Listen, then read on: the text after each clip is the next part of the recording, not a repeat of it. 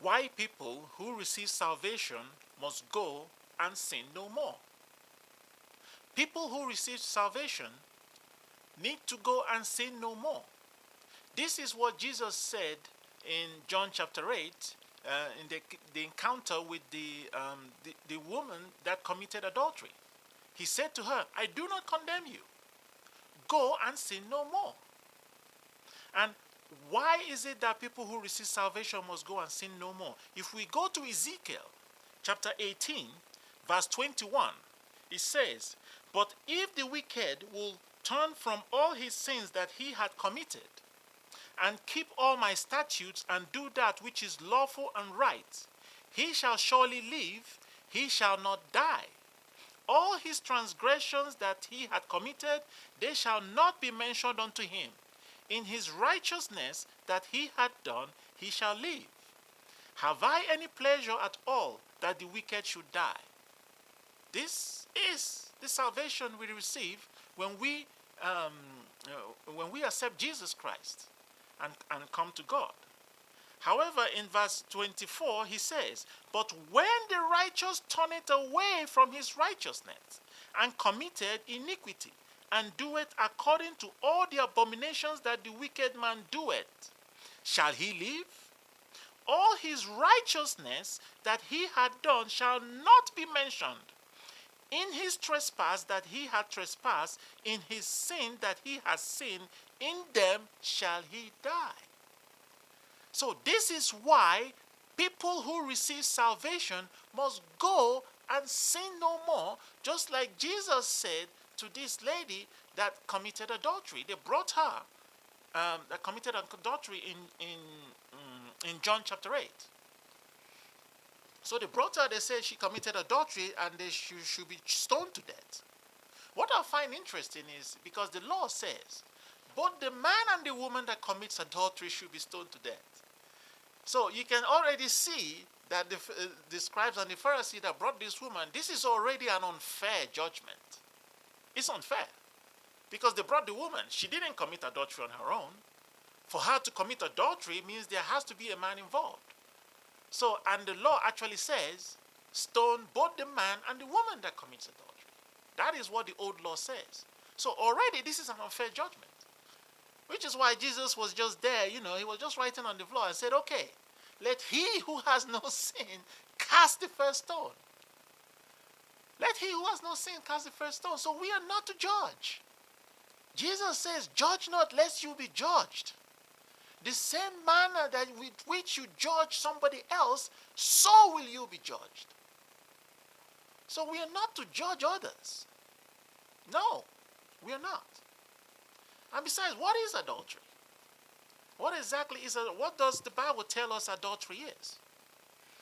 So if we go to Mark 10, chapter 5. So when they asked Jesus if they can divorce, about divorcing your wife. So Jesus said, so he was telling to them, because Moses said that they could in the law of Moses. There is one of the laws of Moses that say you could write a certificate of divorce if you are not happy with your wife. Well, that is if you go into her the first time and you should find any issues, you're not happy, you should write a certificate of divorce.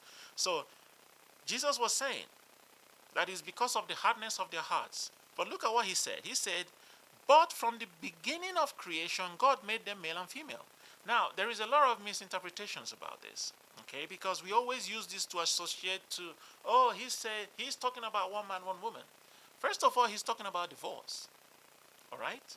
And when he says in the beginning, he made them male and female, what he's trying to say is, in the beginning, there was no marriage ceremonies. There was no bride price. So at the time of Adam, there was no bride price. So when you take a woman and you sleep with her, you are joined together as one flesh. That is literally all it takes to be joined together by God as one flesh. So that's why he's telling them, in the beginning, it's not so. Once you take a woman, she's your wife. You are joined together. You do not put her away. And he said, for this cause shall a man leave his father and mother and cleave and hold on to his wife.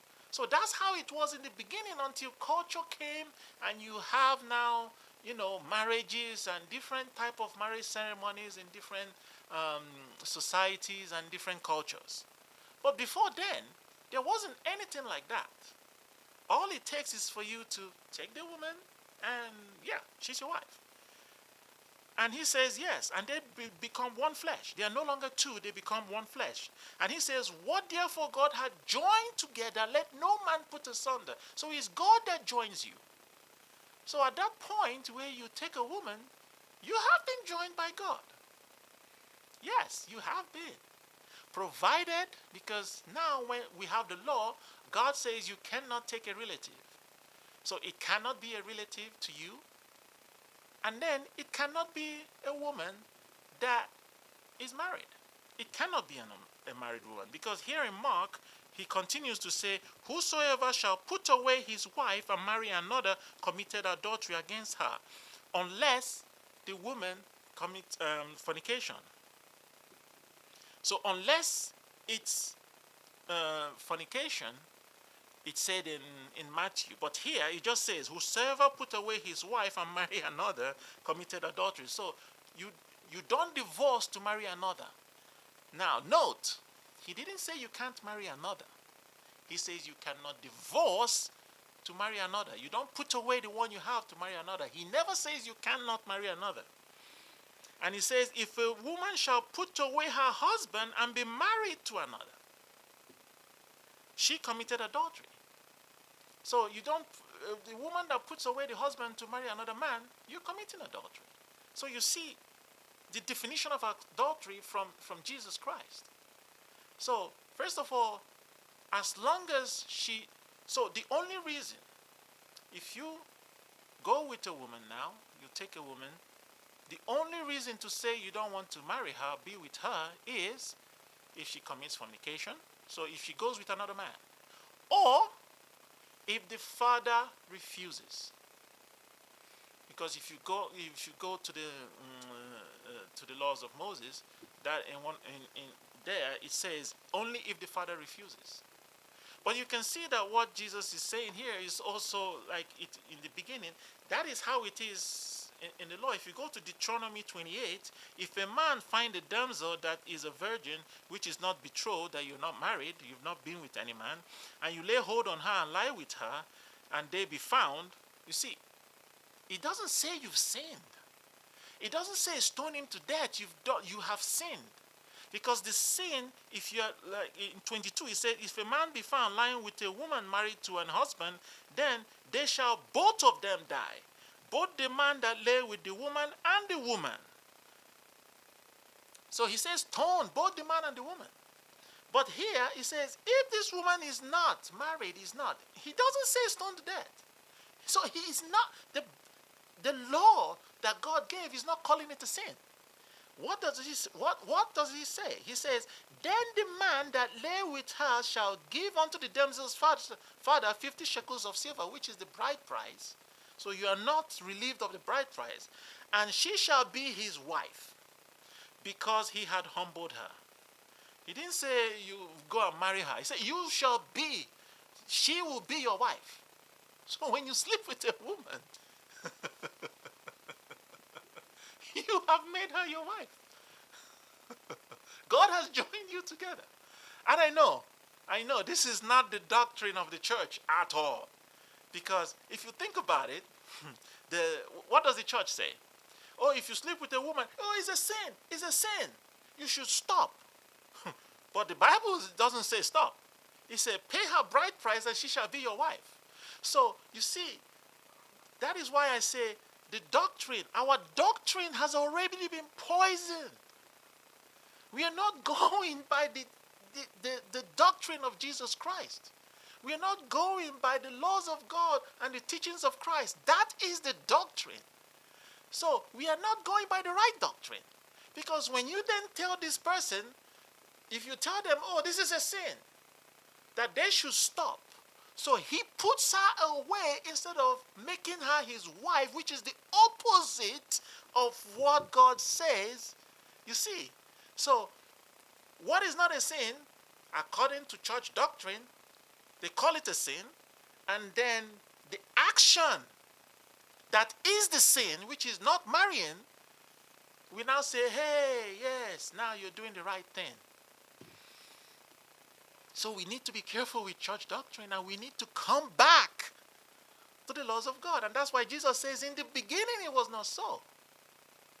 In the beginning, all it takes is for you to lie with a woman and you are joined. That's your wife. Because there was no bride price. There was no marriage ceremonies. It was when cultures developed that all of these things came. So when he says in the beginning, he's not talking about, oh, it has to be one man, one woman. No. He just says you cannot divorce to marry another. He doesn't say you cannot marry another. Anyway, that is another teaching for another day. So, you can see here that why people who receive salvation must go and sin no more, just like he said in Ezekiel. When an unrighteous person, receives Christ, turns away from his sins, and lives by the commandments of God, then it is by the righteousness that he will then, his iniquities will not be remembered. Only his righteousness he will be judged on. And likewise, when a righteous person, so if you receive Christ and then you turn back to sin, he says, in your iniquity you will be judged, and your righteousness will not be remembered. Go to Ezekiel 18. It is there. It is in the Bible. This is not, a lot of people, they like to pick a section of the Bible and then they say, oh yeah, that's what the Bible says. But we need to look at what God says, look at his laws, look at the teachings of Christ, look at the writings of the prophets. Like Ezekiel here, in Ezekiel 18. So he's here in Ezekiel 18. And this is very important. And let me read it again. Ezekiel 18:21. But if the wicked will turn from all his sins that he had committed, and keep all my statutes and do that which is lawful and right, he shall surely live as eternal life, and he shall not die. All his transgressions that he had committed, they shall not be mentioned unto him. In his righteousness that he had done, he shall live. Okay? Now in verse 24, it says, but when the righteous man, so you received Christ and then you turn away. So when the righteous man turneth away from his righteousness and committed iniquity and doeth according to all the abominations that the wicked man doeth, shall he live? All his righteousness that he had done shall not be mentioned. Which is why Jesus, when he says, those that call me Father, Father will not enter, and he says, I never knew you, because your righteousness will not be mentioned. He won't even mention it. It's wiped off. And in his trespass that he had trespassed, and in his sin that he had sinned, in them shall he die. Okay? So even here in verse 26, when a righteous man turneth away from his righteousness and committed iniquity and dieth in them, for his iniquity that he had done shall he die. So this is why people who receive salvation must go and sin no more. Go and sin no more. Turn away from sin.